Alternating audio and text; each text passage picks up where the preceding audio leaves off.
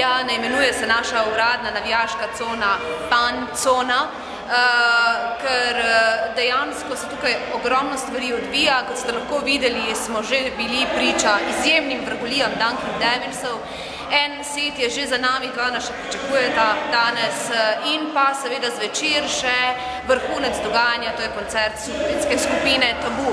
Naj še povem, da bomo od 14:30 naprej se vklapljali tudi v prenose tekem, ki jih bomo gledali na zares velikanskem LED zaslonu.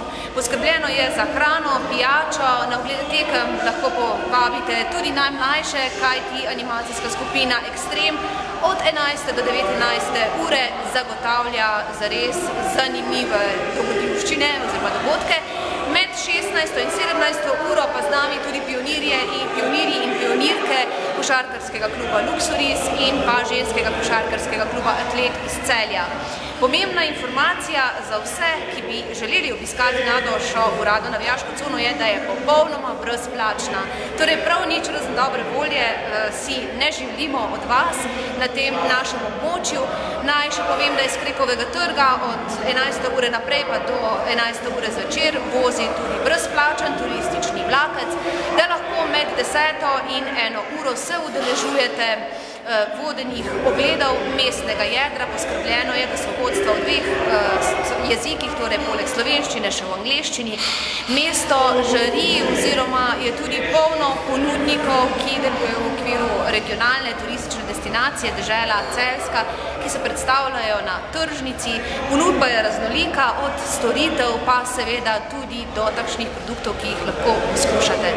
Z vami bomo vse tja do 9. septembra, še veliko imen koncertnih se bo zvrstilo na našem odru, kajti vsak dan ob 7:30 brezplačen koncert.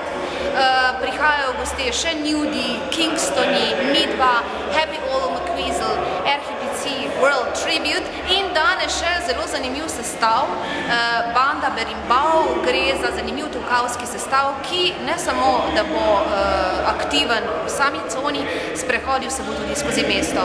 In vse tiste, ki ste zaljubljeni v uradno maskoto Lipko, naj povem, da se lahko v vsakem trenutku slikate z njim, kajti v fotokotičku smo za vas izdelali prav zelo lep fotokarton, utrajen spomin vam bo ostal na dogodivščine v Celju oziroma na Evropskem prvenstvu v košarki v Sloveniji.